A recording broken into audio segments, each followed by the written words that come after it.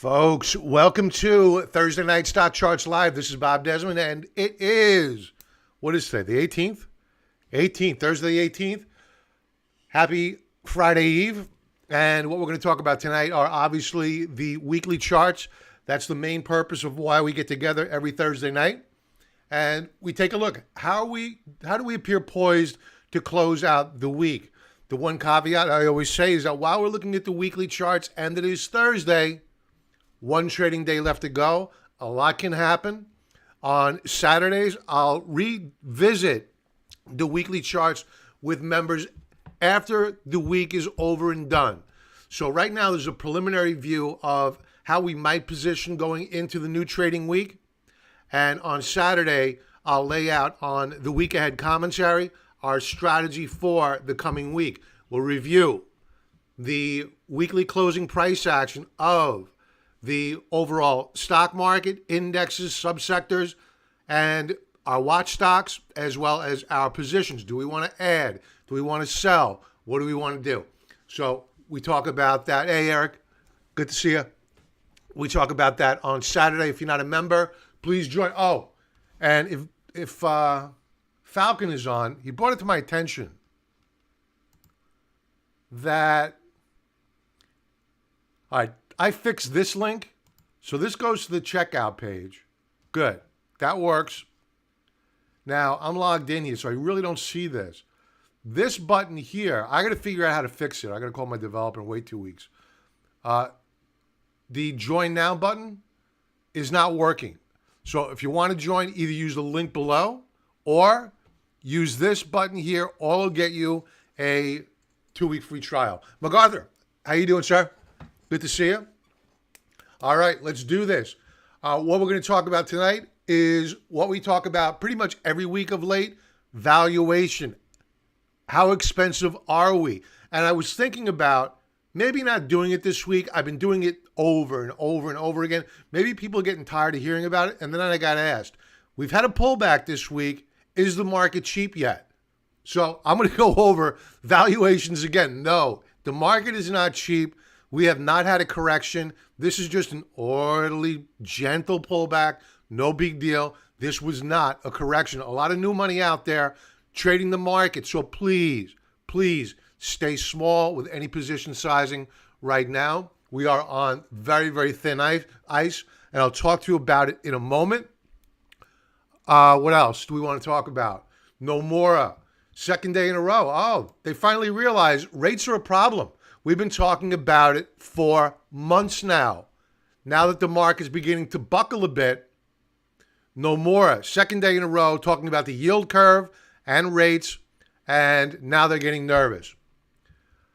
Before we go over to the weekly charts, I want to talk to you about our friends, our sponsors over at TrendSpider, the next generation in automated technical analysis. I use it. I will be using it later for stock chart requests.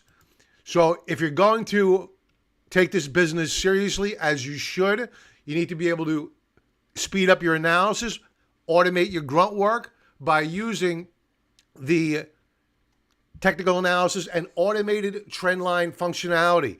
Improve your accuracy, reduce costly mistakes, and find winning chart setups, and time your trades with precision by using trade alerts. I use them all the time. You'll see me using them tonight.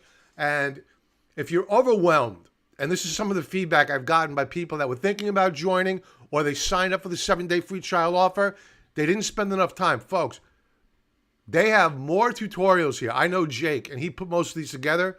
Jake and Dan, they put a lot of time into these tutorials. And if you have a question, reach out to me. If I can't answer it, I'll get you in contact with them. You will not be left alone. They will handhold you through the entire process. Trust me, they did it with me until I got certified. So, TrendSpider, 35% discount code below. Let's get started. I think the best thing to do here is first go over how expensive we are. And then I'm going to show you the charts, not on a daily time frame, but on a weekly time frame. And in one case, on a monthly time frame. Actually, 2 cases. I want to show you the monthly chart of the yield curve, which Nomura is finally afraid of. Oh, look at this. They wouldn't have said anything if the stock market didn't begin to correct. They wouldn't have said a word. But now the market's correcting. Now they're pointing fingers at the 10-year yield and yield curve. We've been talking about it. We said expect this. So this is the new alt media. This right here. We're not waiting for an event to happen before we say it's a 10-year yield. It's the yield curve. What we do here is say, listen, this is out here. This is a problem. You should be worried about this and not getting hit with the news when the market begins to sell off. So they're not talking about valuation using the Shiller PE ratio. As long as the market keeps going up, they don't want you looking at this. Shiller PE ratio. We are not yet at the highs of 2000, but then again, the economy is not crashing or was not crashing back then. We have a PE ratio very, very high, the highest since the bubble burst in 2000.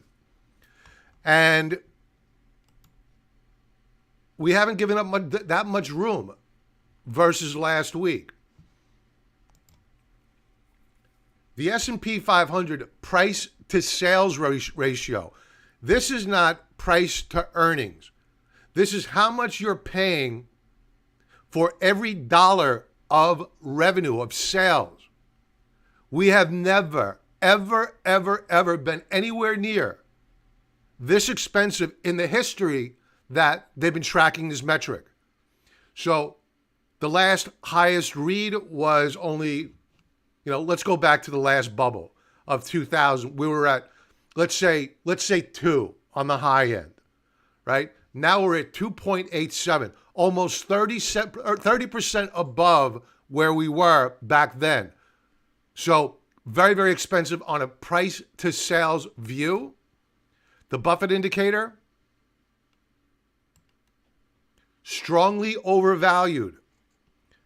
This is a measurement of the stock market divided by the GDP of the United States of America. I believe on a quarterly, current quarter annualized GDP. So it's not the annual GDP, it's the quarterly GDP. And it moves, it fluctuates. So this can change if the stock market stays where it is right now and earnings per share goes up higher. But I don't think that's going to happen. Earnings are dropping. So at current, we are in red is a 2 standard deviation, meaning we are way beyond normal norms of where we should be. Now we're approaching a 3 standard deviation. And what I say to avoid the technical jargon, to make it simple and easy to understand for anyone, including me, because I have the intelligence of about a 3rd grader, but I understand statistics. And this here is unsustainable. We are not supposed to be here, but we are. So as we go into the weekly charts, keep these metrics in mind. Joseph, hey, good evening, Joseph. Will, BA, yeah, we could do that. Big Bear. You got electric, I guess, right, Big Bear? Big Bear's down in South Texas, San Antonio. Larry. I heard about that. I don't know if that's a fact or not. That rumor's been out for a while, so I'd be careful there, because the rumor several months ago was that Amazon was going to buy AMC to use them as warehouses. So that was the rumor back then. What it is now, I'm not quite sure. Big Bear, I have learned from watching you and the tutorials on TrendSpider. Oh, good. They do a great job with their tutorials. And thank you, by the way, for your comments. Nestor, hey, Bob, I bought 500 shares of PLTR. I didn't watch how they closed today. I don't like the chart. They're in a confirmation breakdown. We'll go over that.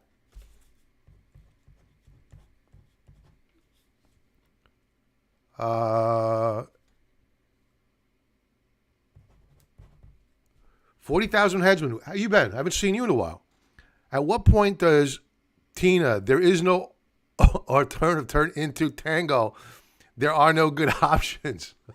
That's the best. So what you're meaning is that to get a rate of return, you're investing in stocks to get alpha over anything else. Am I correct in that interpretation? Good to hear, Big Bear. Well, Costco, I was looking at Flow Algo, and there are many call options for PLTR. Well, you got to be careful with that. The I don't know if you saw the chart I did with Market Wrap. I think it was on Tuesday. The call volume on the markets, a lot of speculation out there. And PLTR is a very speculative stock. It's got some good fundamentals. I'm not knocking the stock, but I'm worried about the technicals. I may need you to check on MOTS, MLTS. Okay. Let's go over the weekly charts. Let's see how we're poised to close out the week, and then we'll segue over into some watch stocks. And before I go over to the weekly charts, I want to share this with you. I'm a big fan of IBD, and I'm watching I'm watching the leading stocks. FFTY is a tracking ETF of the IBD 50 fund. All right, nice orderly pullback here. I'm actually bullish on this. I think that we could head higher, but the question is, do we break out or do we put in a lower high? I don't know. But beware here. If you begin to see FFTY really begin to break down, you got to beware of all those speculative stocks with no earnings, because remember, the price to sales, most of these companies have some sales, but many of these companies do not have earnings. So you want to use this as your barometer for those stocks that may get clobbered over the head. And if FFTY begins to go, these are top tier stocks, growth stocks. And if they begin to break down, you could bet your bottom dollar the speculative stocks with no earnings, they're going first. So beware. Let's go to the weekly charts. All right. So every week we get together at least twice, Thursdays and Sundays. Oh, and by the way, smash the like button, please, and subscribe to the channel. Manny, IBD is Investors Business Daily. William J. O'Neill, I have all of his books, read them all. If you ever hear me talk about volume, that's where I got it from. Institutional sponsorship, things like that, William J. O'Neill. Oh my God, Bob's not paying around tonight. I just want to keep, listen, I'm passionate about this because I was trading during 2000. And I'm not going to say that I was as educated then as I am now. I had no fear. And I had good reason. I went a good 5 years. You had 1997 where you had a big correction in the market because you had Greenspan, Fed Chair Greenspan, come out, and he was in front of Congress, said there's irrational exuberance in the stock market. You saw a big sell-off and then just rip back up again. And it was never going to end. It's very similar to where we're at right now, but unfortunately, it's worse now in terms of valuation. And nobody cares about valuation until you're trying to find a bottom, right? Because you're going to hear people say the stock market's still too expensive. Still too expensive. Nobody's saying it's too expensive on the way up. They only talk about it that way on the way down. So we want to get ahead of that, right? This is the purpose of the new alt media. We're going to talk about what the financial news media doesn't want you to know. They want you just to buy stocks. That's not my job. My job is to inform and to try to keep people out of trouble by using my experience. That's what I get my jollies off on, not pump and dumps. I like to identify them and warn people, but not doing pump and dumps. If I could keep somebody's head out of a noose and keep them from jumping at the wrong time by buying a stock, which is extended and expensive, I did my job. And that makes me feel good. So thank you for allowing me to be here. I owe it to you. Thank you for your time. If it wasn't for you, I wouldn't have an audience. So the yield curve. All right. So I want to spend a few minutes because there are a lot of new traders. I get emails now, and it freaks me out by how new some people are. So you may be doing this for a few years, and you may be saying, why does he keep repeating this? Folks, there are a lot of people out there that have just started trading in the past few months. They don't know what a correction looks like, literally. And the questions I get, I love them. I love them. Keep them coming. But I worry. I worry a lot because they don't know what danger is. YOLO, FOMO. I mean, all these acronyms are flipping me out. So let's try to avoid it. So the yield curve.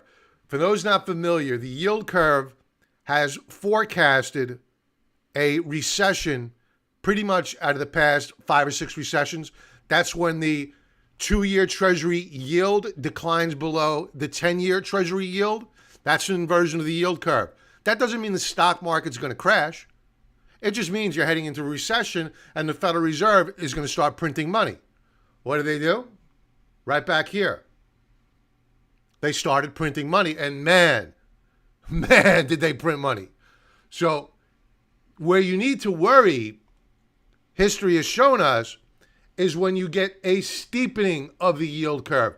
Not here when it's declining, not here when it's inverted, but here when the yields are going up higher. You should be afraid, very, very afraid, because it's when the inversion occurs. I have the stock market, or S&P 500, overlaid here in blue. That's when you get the bubbles that burst. We were here in 2000. Steepening yield curve. Stock market correction. 2 horrible years, man. 2 horrible years. 2007. Steepening yield curve. Bubble go burst. Here we are today.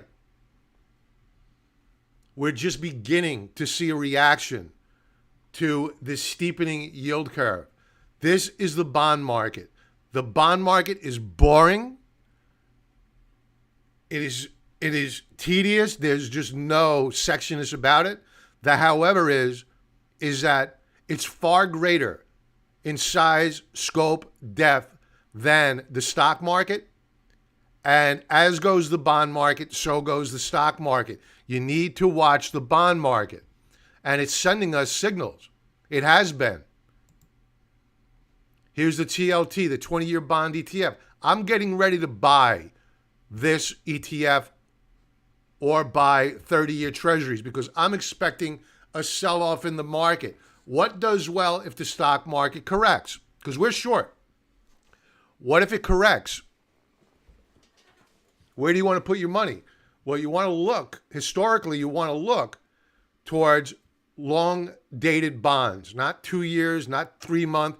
You want to look at least 20-year bonds, 30-year bonds. Granted, they don't pay a dividend, really, in real terms, adjusted for inflation, taxes. You're not making any money, but all you're doing is you're parking your cash in a vehicle that can gain in value while the stock market is correcting.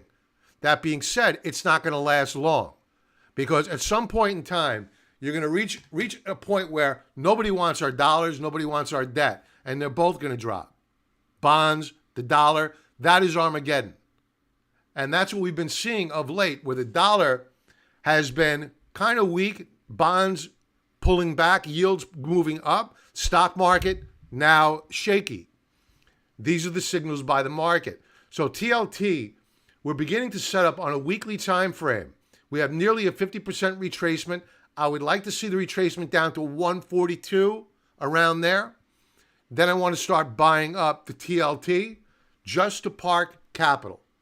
So that when we do, or if I'm correct, and we do correct, that when we're in the depths of that sell-off, and bonds are moving up higher because people are putting money into bonds for safety out of stocks.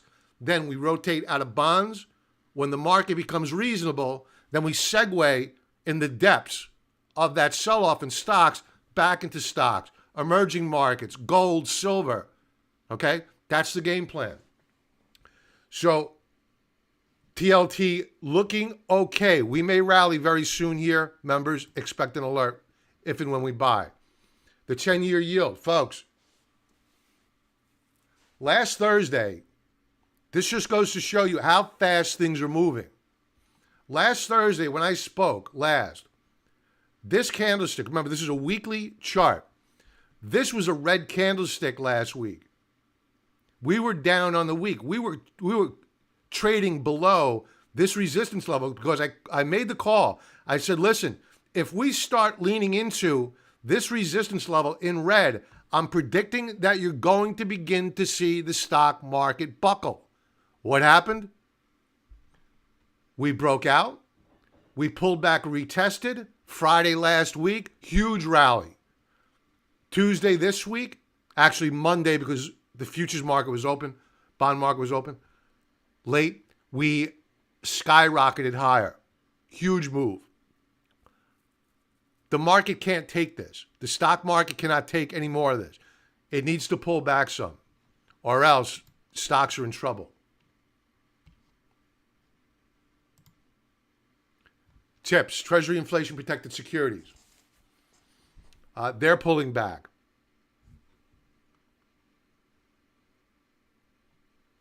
Yields are moving up higher on the tips. The dollar, has this been updated? No, it has not been. Come on, man. Here we go. Here's the dollar. Now, the dollar is up on the week, but it was up higher. So this dollar needs to weaken. It's got to weaken. They need to rally bonds. So if you're wondering what's going to keep this market up, they need to weaken bonds. They need to rally bonds and drive down interest rates. That'll keep tech stocks and all the speculative stocks moving up higher. They also need the dollar to come in a bit because they want to inflate away our debt. Good luck. That ain't going to work. So right now, the U.S. dollar's faded on the week. It's in trouble. Let's check out a daily chart. We broke down today. Potential lower high. We broke support. Watch out for the dollar. The VIX. Weekly chart. At current, we are trading at resistance. We had broken down 2 weeks ago. Now, I have a short position in this market. I have some longs, but we have a pretty sizable short position now, small caps and the triple Qs. So I don't think, I'm not going to speak my book here, I don't think that the VIX is going to move up or close up higher than where we closed today on the week. Because if the VIX is moving up, that means the S&P 500 is probably moving down. I don't think it's going to happen because we saw a big fade on the day. Right? So this is not a lot of bullish optimism for insurance against the S&P 500 collapsing. The Dow Transports. So there's two ways to look at the Dow Transports. One is the obvious. It's red. It's down nearly a percentage point on the week.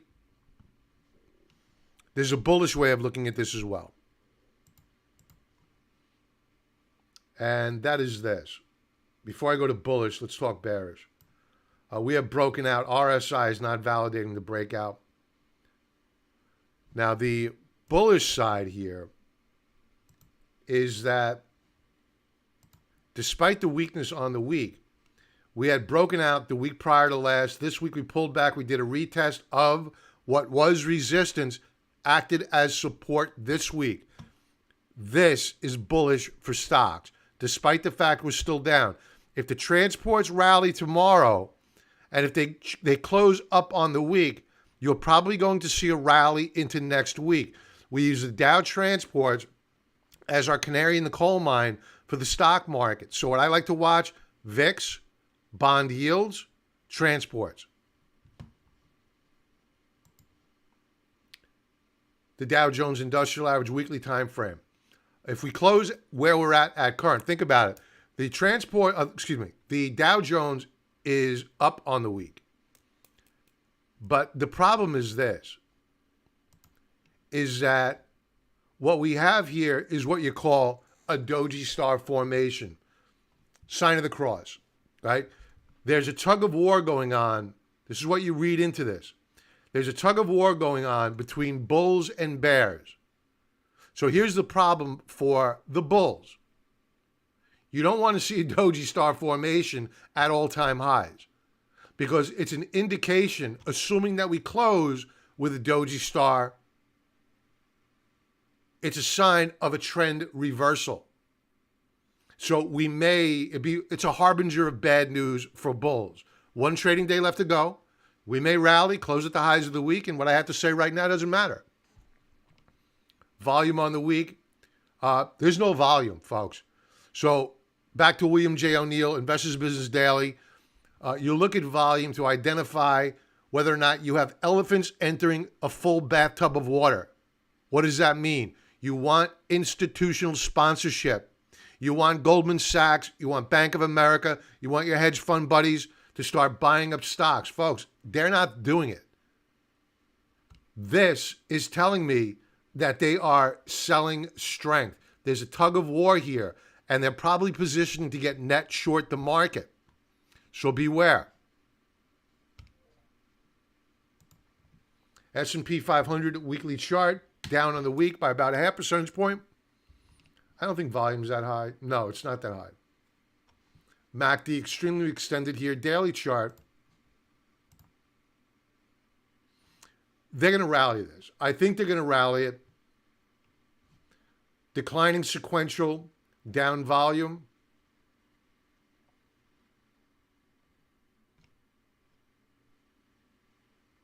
So what I'm looking at here is this. Here's your support level.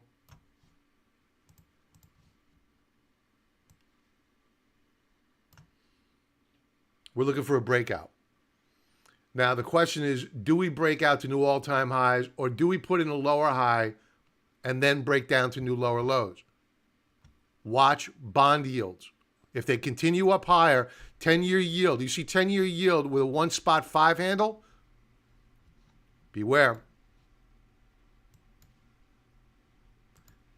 And also take note, we're having lower highs on RSI. That might change if we break out, but beware. We have a potential bearish divergence going on. We've been putting in new all-time highs. RSI has not validated. So this is the market sending you a signal.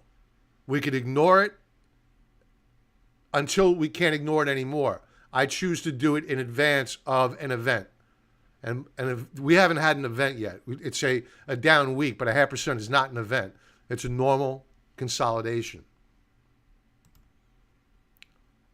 All right, to the small caps. We're short. We're having a good week. Simply because this is a pretty bearish week. Even if we close at the lows of the week, does that mean I'm out of the woods? Does that mean my shorts go to work for me? No, because we've been here before. There's so much cheap money out there. This candlestick here, the week of the 28th, in a normal market with no Fed intervention, you would have probably seen a continuation pullback. It didn't. Outside reversal bar, off to the races. Week of the 25th, big bearish reversal bar. I thought we were going. No, we did not. They pumped it up the following week. Not even a new weekly low. So here we are again. In normal circumstances, if we were to close at the lows of the week, I might have added more to my short, or I would have waited for a new weekly low. I'm not doing either. I'm going to wait and see whether or not we take out the lows of this week, next week. Then I'll wait midweek to see how we're setting up. Do we get buying? If we have buying, is it on volume? If we have selling, is it on volume? Do we have institutional distribution? We don't see either yet, either institutional buying or institutional selling. Daily chart.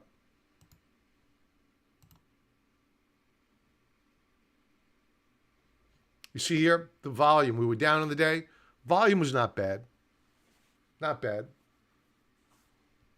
I would love to come on here and say the market's going to crash. You got to get short. I'm not going to do that. I don't think it's time yet. I think we need to do backing, filling, because this is a process. So while we may get another push down here, because I was looking at the 30-minute chart just prior to going live,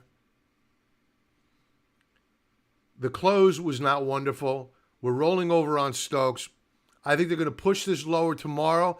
The however is, going back to the daily chart, I think they're going to find support at the 20-period moving average and or at 215.50. Then they're going to try to rally it on the IWM. Now, why am I not going to cover my short? You got to think high level. Why are we short? You got to revisit. Why are we short? I'm not short because of the daily chart. I'm short because of the monthly chart. And we have never been this extended ever on the small caps. These are the most speculative names. This is the Russell 2000, many of which have no earnings. Going back to that price to sales chart I showed you earlier, when I trade the small caps, I know most of these companies don't have earnings. Many of these companies are zombie companies, only being kept alive by government welfare and cheap money sloshing around. Absent that, they're done. So these are my most speculative names. If the market goes, these names are going to take it hardest because your Qs, while they're very extended, they have a lot of cash. They're not going anywhere. So while they'll correct, they're gonna be solvent. These guys, many of them are not going to be solvent. The next business cycle. So this is what I'm watching. The trip Qs. Let's go to some comments here. 40,000 Hedman. Did I answer your question about IWM? Are you good?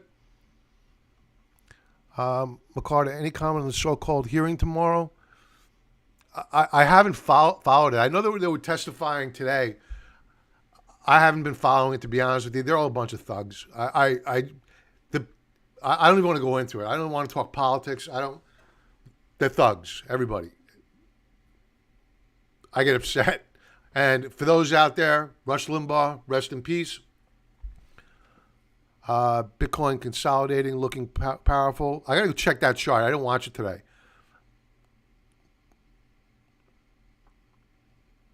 Neo is down today, I believe. We'll take a look at it. That's one of the speculative names.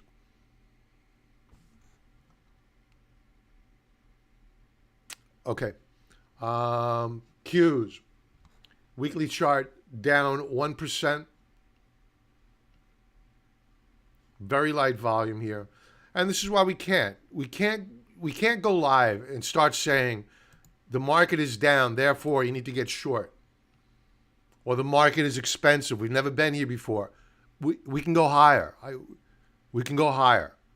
All right, so I think they're going to try to rally the Qs. Do they break it out? I don't know. I'm not that smart. Technical analysis is about probabilities. It's not a crystal ball. So would I be shocked if they broke it out to new highs? No. Would I be shocked if we put in a lower high and we broke down? No, I wouldn't. So the probability of us getting that breakdown, that lower high and a breakdown, we get closer and closer to it every single day. Now, here's something to pay attention to. Where volume has been fairly light, the Qs are seeing sequentially rising down volume. Granted, we did close off the lows of the day today, but we do not rationalize volume. It is what it is. If you have a down day on big down volume, it's a down day. Don't rationalize it. And the one thing I want to point out to you folks, I haven't spoken about this in a while. The largest component of the triple Qs is Microsoft. So if Microsoft goes, in all probability goes the Qs. Now let me show you something. Forget the daily chart. Quarterly chart. I find this fascinating. RSI quarterly time frame 94.03. If you look at technical analysis for dummies, it tells you the stock, which has RSI above 70, is overbought. Don't use that rule of thumb, please. This gets worse. Yearly time frame, RSI 94.48, and we continue to kiss the third standard deviation Bollinger Band. If Microsoft goes, look out below. Apple, RSI, yearly time frame, 94.39. Now, Apple's been struggling of late.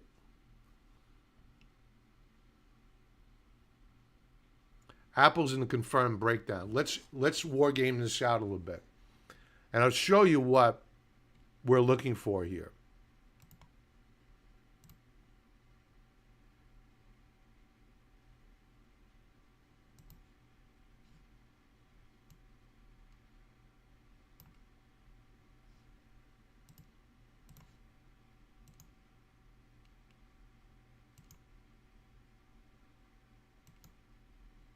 Okay.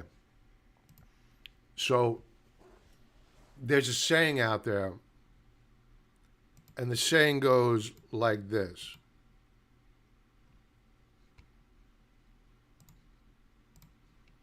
The test is always at the top. All right, so on January the 25th, Apple hit an all-time high. We pulled back, found a bottom the 29th of January, retested support, February the 1st, rallied. Here's where the problem comes in. We put in a lower high. No big deal. As long as you don't break down to take out prior lows. This is a validated head and shoulders setup. Left shoulder, head, right shoulder. Now, given the price action here, in the coming couple of days, I suspect that Apple is going to rally. And they're going to try to rally it up to 135 per share to 136. I suspect that that rally to try to recapture prior support is now going to act as resistance. If you begin to see Apple fail to take out prior support, which is now going to act as resistance, and we roll over, we take out this week's lows, look out below. Algos are going to sell. Warren Buffett dumped a whole bunch of Apple shares. He's still very heavily long, but he dumped a lot of Apple shares. The banks spiked higher this week. Rising yields, rising banks. As long as the stock market holds up strong, banks love rising yields. The problem with the banks is this. It's an abbreviated week. We were closed on Monday, to be fair. Plus, we have one trading week, a day left to go. So volume, let's say, is about to come in on par with last week. Maybe a little bit better, to be fair, for compensating for Monday. But relative to its moving average in red, it's not good volume. Technology down week, down over 1.5%. How's volume? Light. we're not going to worry about. Let's go to a daily chart really quick. Yeah, they're probably going to rally this.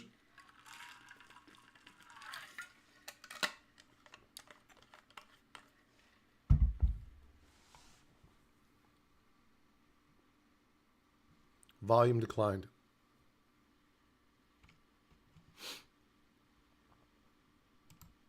Now the semis, I did a video about the semis last week because of the chip shortage. And I warned during that video, I saved it. It's posted on YouTube from last Saturday, I think I did it Sunday. And I warned at the end. At the end, I made a point about I was bullish on certain stocks in certain areas of the semi sector. And I warned about valuation.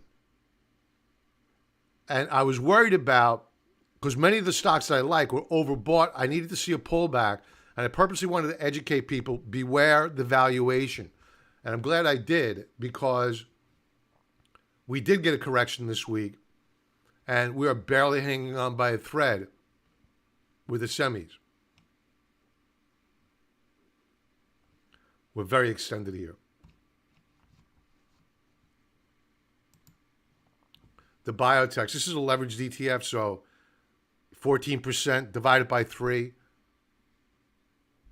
So LEBU hammered this week. It's probably going to move lower. Very light volume here. We may be setting up for an opportunity in the coming weeks. Not now, though. Consumer discretionaries, holding on by a very thin thread. We are at the very bottom and near the end of the apex of an ascending wedge formation. Starbucks, the premier name in consumer discretionaries, is also hanging on by a very thin thread. They just reported earnings, a decline of 5% same-store sales. Doesn't sound like a lot, right? It's a lot. So Starbucks goes, expect consumer discretionaries to go. Energy. This is probably going to come in. We're flashing a bit of topping action here. Expect a consolidation.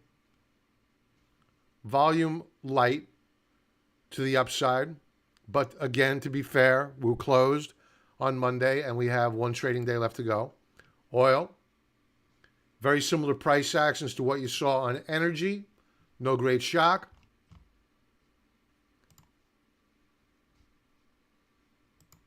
Gold. All right.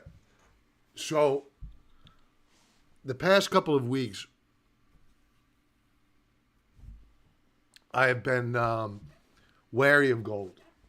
And I warned, I don't know, 2 weeks in a row, Thursday and Sunday nights. And I'm sure on Market Wrap as well with members, or on the week ahead commentary with members. I was worried about a breakdown on these Stokes. And if we got it, I kind of figured that we would fail and we would break down on gold. We have broken down on gold. We lightened up on our gold mining trade earlier in the week. I want to buy it back. We're not there yet. I think we have potentially more downside here. It's all about the dollar in yields. Daily chart. We eked out a gain today, but very light. Stokes is still weak. I'm not ready yet to go buying gold. Here's the gold miners. Reversal week. If this market goes, if it begins to correct, in all probability, all equities, most equities are going to decline. The GDXJ, the GDX, whatever you're trading, whatever gold miner you're trading, whatever silver miner you're trading, is probably going to take it on the chin. I view any dramatic sell-off on the GDXJ, on the SILJ, that's a silver miner ETF, I view it as an opportunity. And I plan on buying a whole lot of it if they start dumping it. We're not there yet. It's a rough week. It's a down week, obviously. We're very close to the lower band of a downtrend channel. We may pop off of it, unless, of course, the stock market sells off and sells off hard. Remember, we have massive margin debt. We are very overvalued. So what will happen at the very beginning of a correction, if you'll know it's coming, because all of a sudden, your brokerage is going to say, you're going to wake up one day, your stock could have been up. Suppose you have NEO, right? Your stock could have been up. I don't know what the margin requirements are for NEO. Let's say it's 70%. You're going to wake up one day, you're going to have a margin call. It could be 80%, 90%, because they know you got to raise margin requirements because the market's going to hit a lot of volatility. So that's why I don't like those names right now. It's a very, very dangerous time, especially if you're on margin. So beware. Once you get that forced liquidation because of margin calls, everything goes. But that's where the opportunities present themselves. When people are forced to sell, I mentioned earlier, I want to move money into 20-year, 30-year treasuries because that money's going up during a correction. Then I want to take that money and I want to buy stocks when everybody's forced to sell. And that is how you manage your risk reward. So that's what we're trying to do. That's the strategy here moving forward. So GDXJ, I like it. We own some. I think we did enough here. Silver. They keep talking about a short squeeze. I for the life of me, I think it's the biggest bunch of horse crap I've ever seen. Here was their short squeeze. 10% up, 12% down. Go figure. What else do we have? Uranium, bearish topping action. Rocket Mortgage. I have had no luck with Rocket Mortgage. But since I sold it, and thank God I did, Doji Star formation today. Now, I mentioned the TLT earlier. If you overlay TLT and Rocket Mortgage, they tend to trade in tandem. So Rocket Mortgage may be a buy. Let's do some chart requests.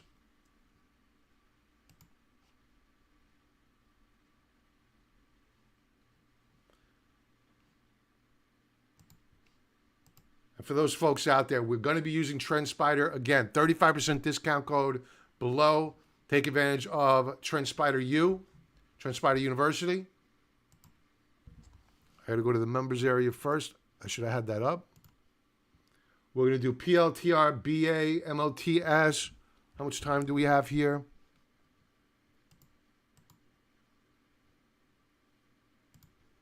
We'll go until 7 o'clock.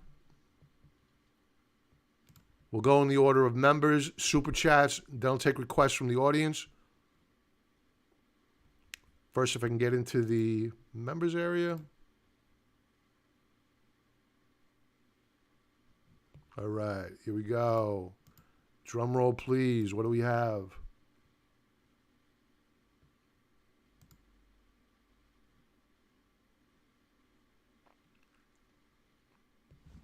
Okay, we have FedEx, Fubo,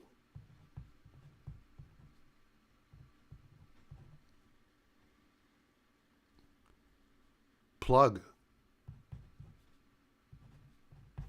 All right. We have Neo. I think somebody requested Neo as well. Okay. Yeah, Big Bear. You're not kidding, pal. Rocket, no love, he says. All right. Anthony, you bought gold? Oh, you bought a Barrett gold. Okay. Best of breed.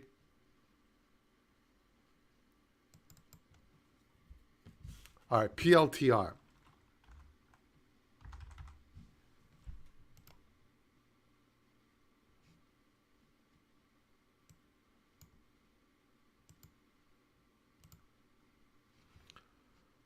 Let's go with the weekly chart first.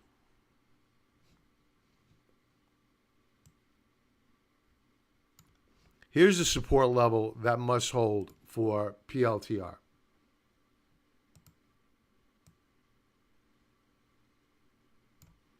$24.77 the mark. If we close below that mark tomorrow or next week, we're coming down here. What is this price? $20.94 per share. And this is the typical stock that I've been warning about of late. Beware these extended stocks. Because as much as they go up fast, they go down twice as fast.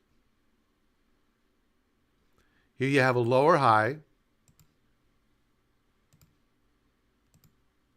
And we broke to a new lower low. So this is a confirmed breakdown, much as what I just described with Apple. So we may hold the support level. Fine if you want to buy it, but use a tight stop below that support level at, what is it, $24.99, thereabouts? Use the lows of the week.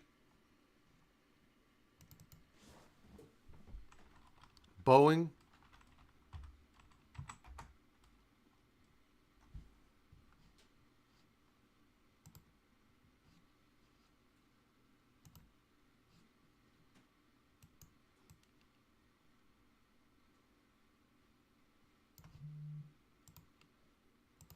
Let's do a monthly chart first.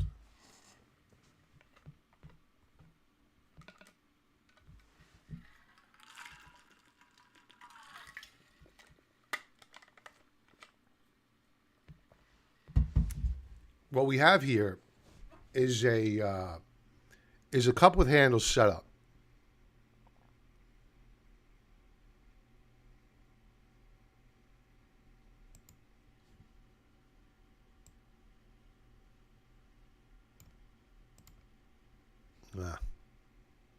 I didn't want to. Here we go.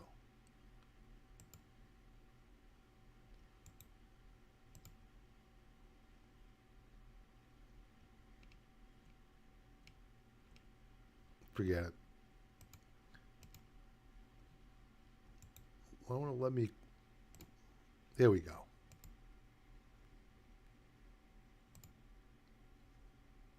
I don't like that color.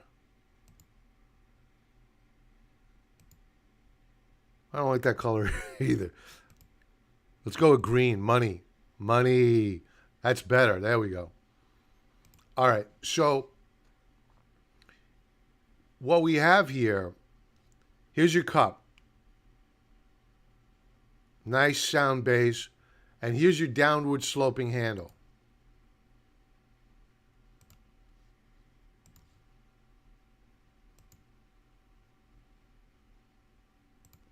Okay, so I like the setup here.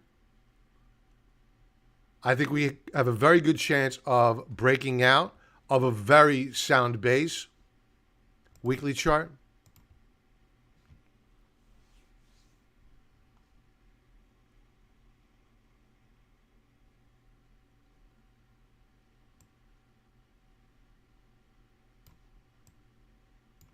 Weekly chart's rough. It's trying to hold on to support.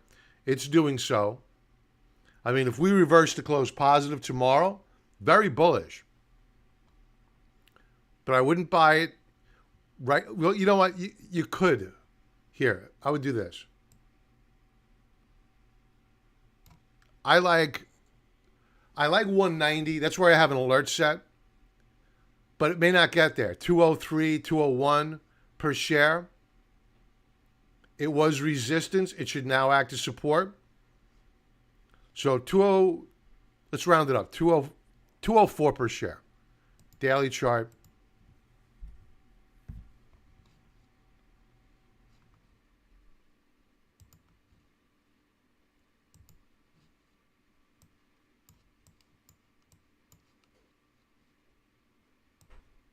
Not a good day today. We broke support. The raindrop drop. The raindrop drop. The raindrop chart is implying that we saw a lot of selling into the close. I don't like it. I think it goes lower. 204 is stop number one. In fact, let's create an alert there.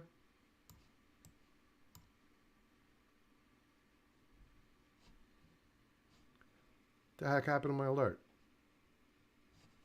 On my line.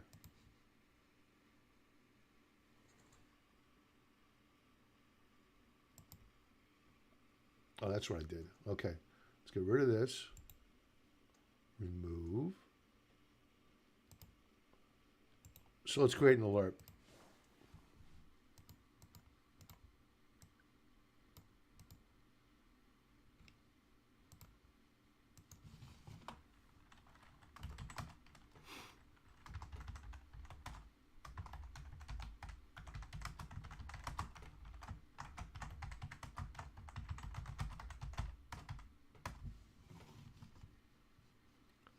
I want to reduce this sensitivity.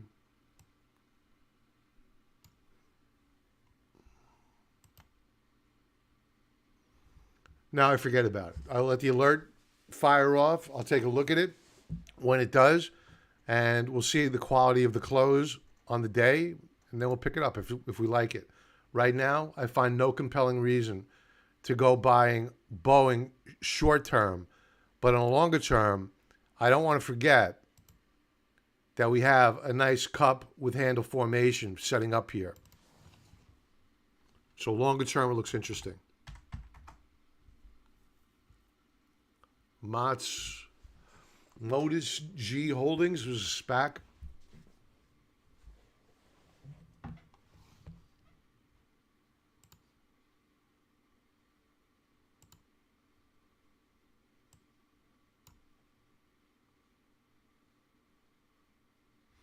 On the verge of a breakout.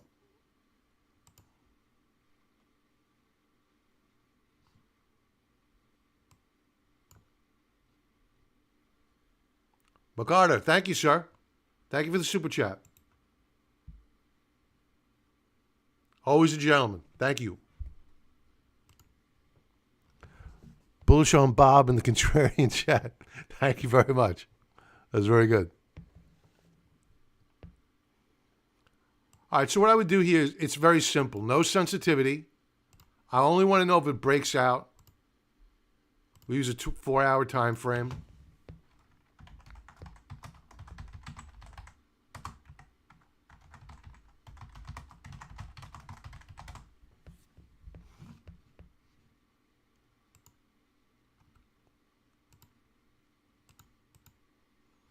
Daily chart. Other than a breakout, I really don't see any reason to buy this stock.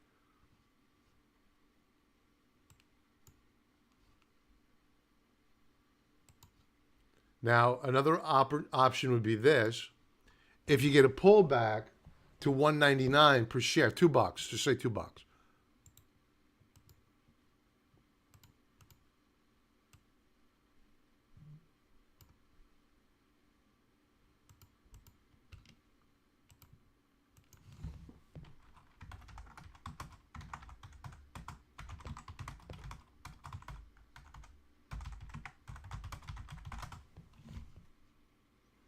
Good strong close on the raindrop chart.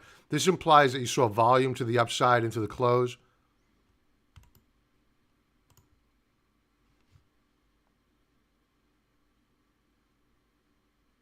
That's March.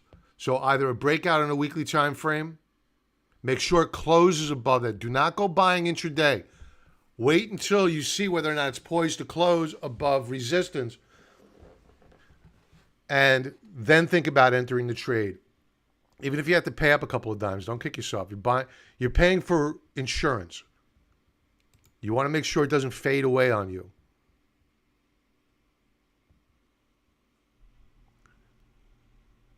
You've been in since $1.50. Yes, thank you, Raindrops. You had a couple of good blue ones back here. Very nice. And they showed you this downtrend. I went over a doji star formation earlier. It's a sign of indecision.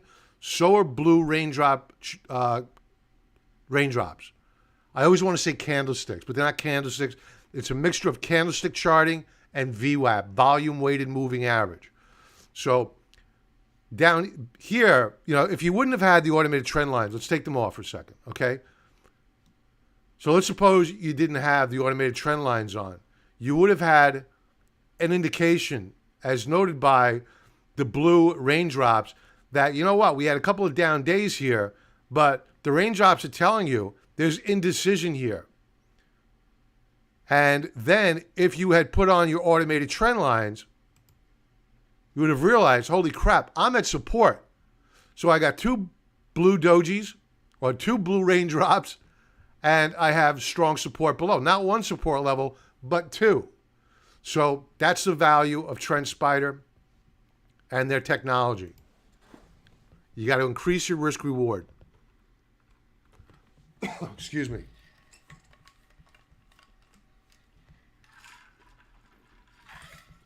All right, we're over on time. I got to speed it up.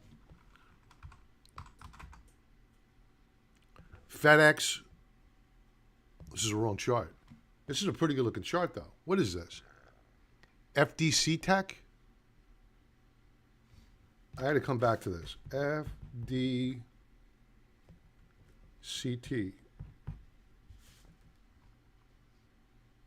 Very nice.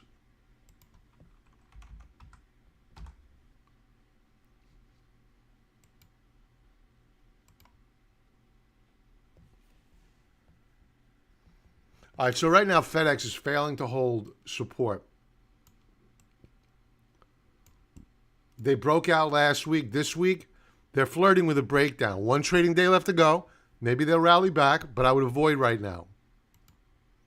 Daily chart.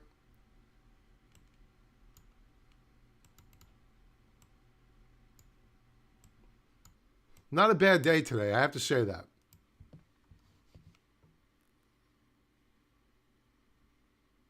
I would have no problem with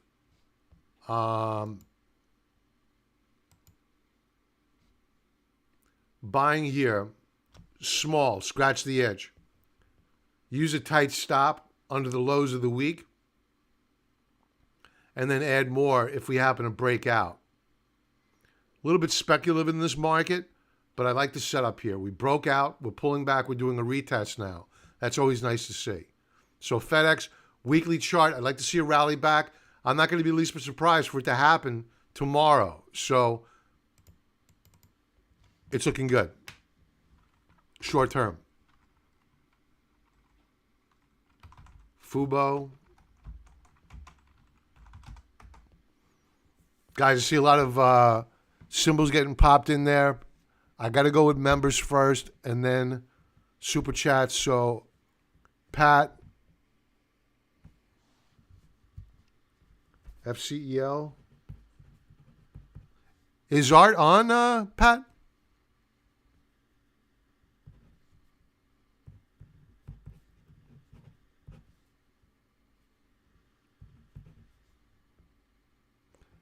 SPRQ.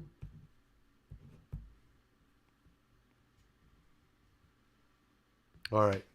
So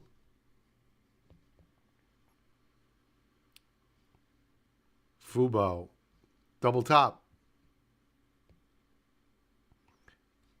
Let's go to a weekly chart first. Okay, so the play here is this.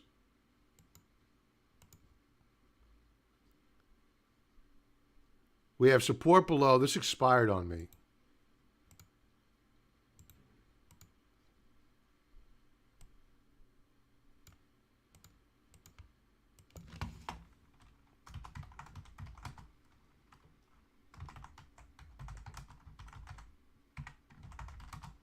The last time we went over this, if I remember correctly, we were looking to see if there was going to be a breakout. And I said, don't buy this stock.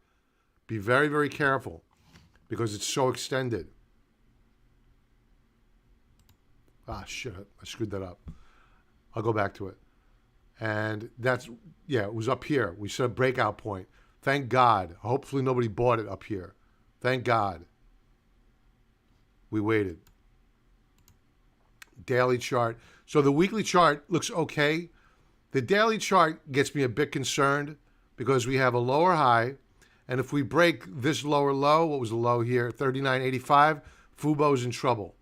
So tight stops here. If you open up a position, add more on strength.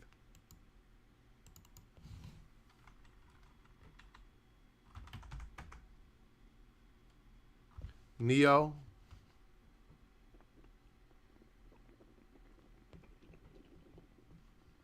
Not bad.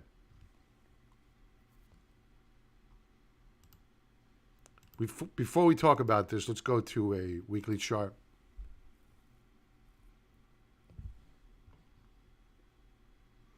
You see this here?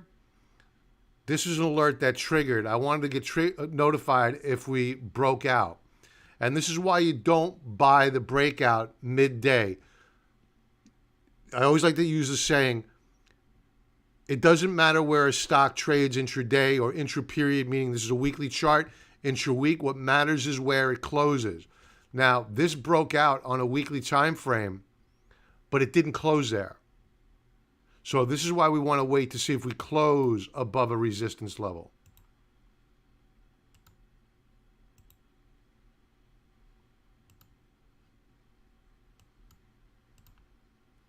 We'll create a new one.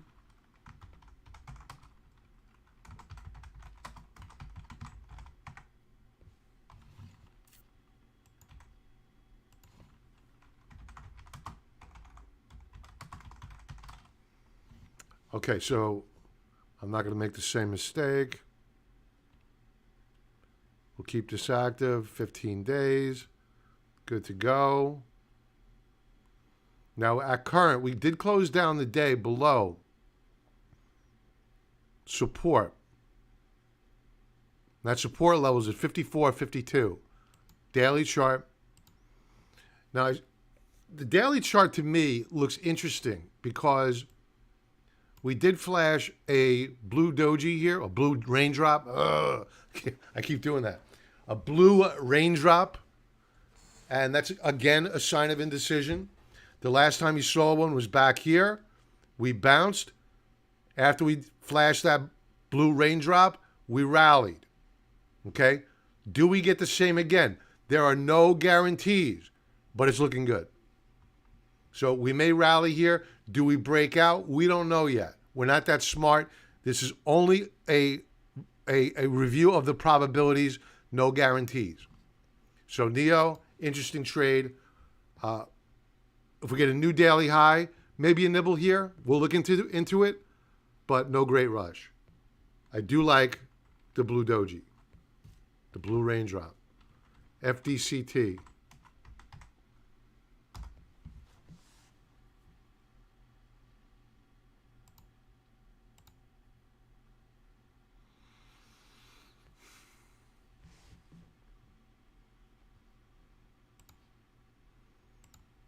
As I bide for time figuring out what I'm going to say here, I'll state the obvious.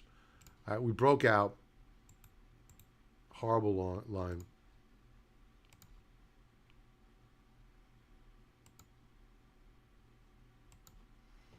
We broke out, retested, healthy.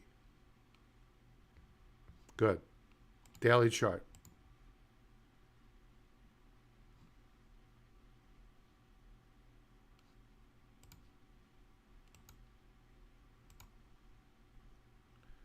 Want to do that.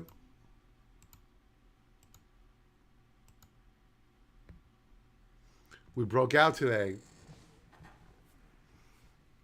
but we saw a bit of a fade on the day.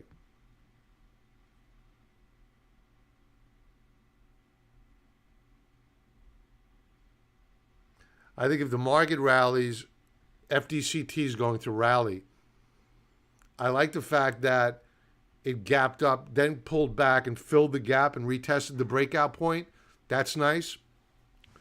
We did flash a blue doji here, which indicated that we might be seeing a change of short-term trend from down to up. That followed through. I like.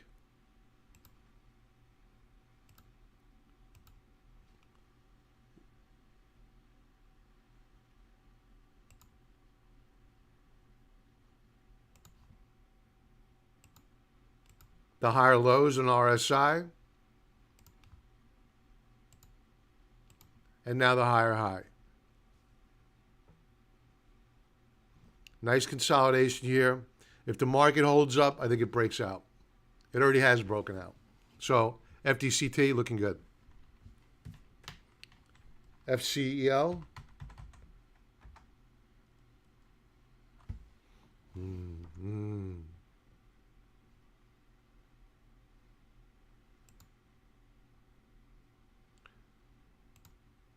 So folks, here's the automated trend line functionality. I'm going to take it off. I'm going to put it back on. This is where we're going. 1752, around there, give or take a penny. Weekly chart. Oh.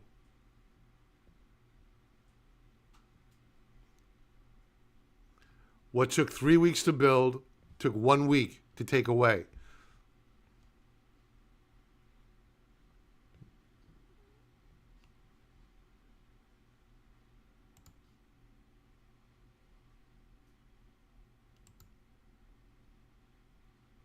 $17.17 is support.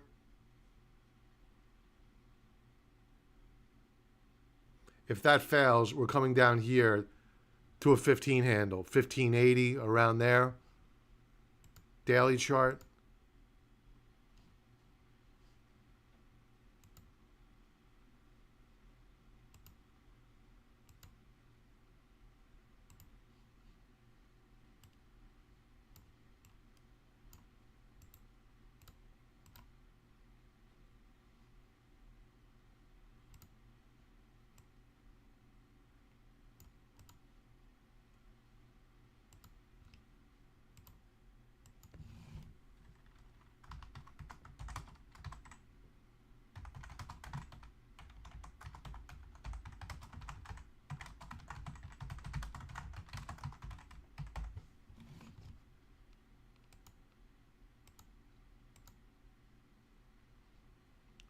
That's the price target we're looking for.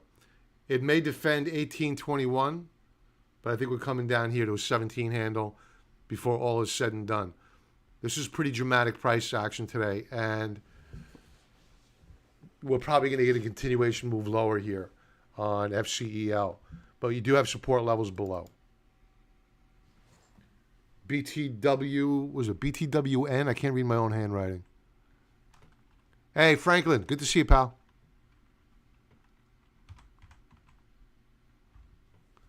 Bridgetown Holdings Limited.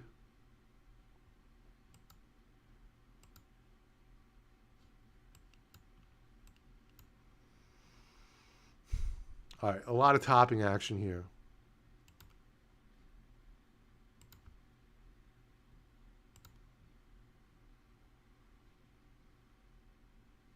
So we go public, we rally, then we fade.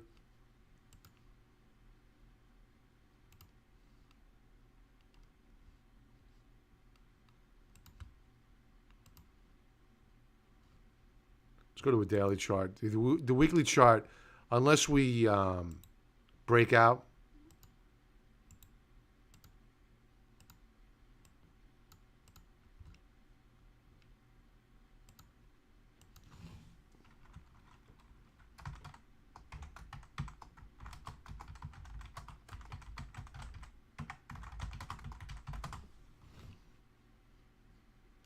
We'll keep it active for a couple of weeks. Looks interesting. Now, to the daily chart,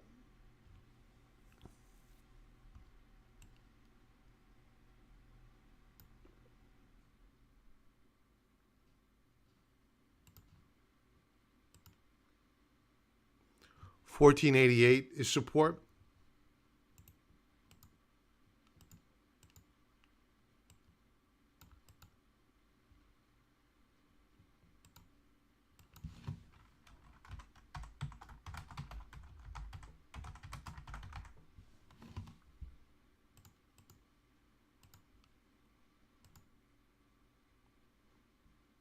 So we have two alerts set, one on a breakout, one on a pullback. Both may fire off. Both are good. I'm constructive, but I don't see a compelling reason to go running in right here, right now.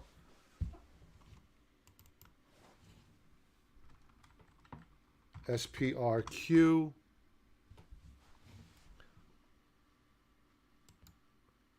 Well, there's no data here, man.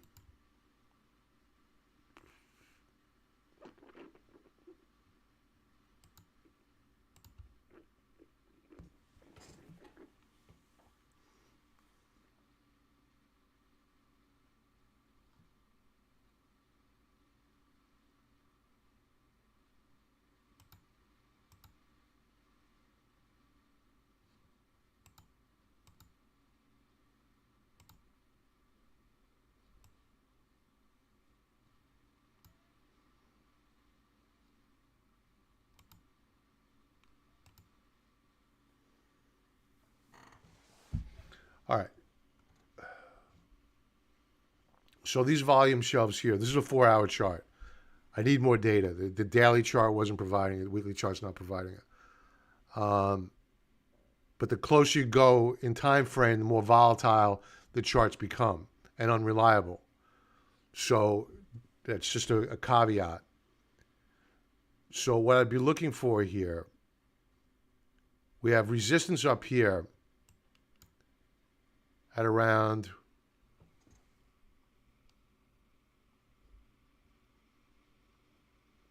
13.50 per share. Is that right? Yeah. 13.50 per share. Where do we close today? About $1 away.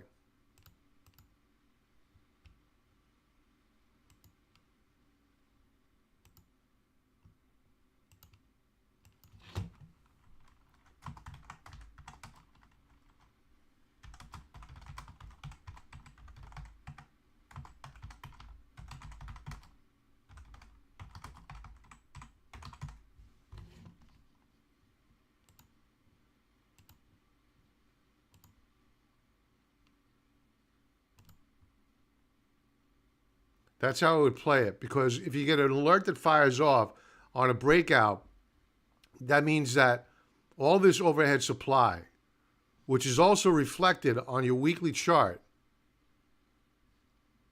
see these topping tails, they're in the rearview mirror, or at least a bunch of them are in your rearview mirror. So that's how I would play it. Not much data. I wish I could do more for you, but I like the Bollinger Band setting up here. They're tightening. You should get a Bollinger Band squeeze fairly soon. Okay. All right, folks. Hey, I wish I could get to everybody's requests, but I'm over time here and I'm losing my voice. Thank you, everyone, for joining in. Thank you very much. I appreciate the time you spend. And everybody have a profitable trading day tomorrow, and I'll talk to you soon. Be well.